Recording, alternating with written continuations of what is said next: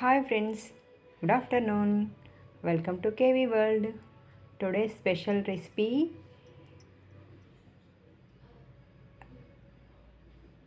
ఏంటో తెలుసా మీకు? సున్నుండలు. బెల్లంతో చేశాను. నెయ్యి, బెల్లం, మినపగుండ్లు. ఎంత టేస్టీ ఉందంటే సూపర్ టేస్టీగా ఉందండి. మీకు ఇష్టమా? అయితే కమెంట్లో మెన్షన్ చేయండి. Thank you.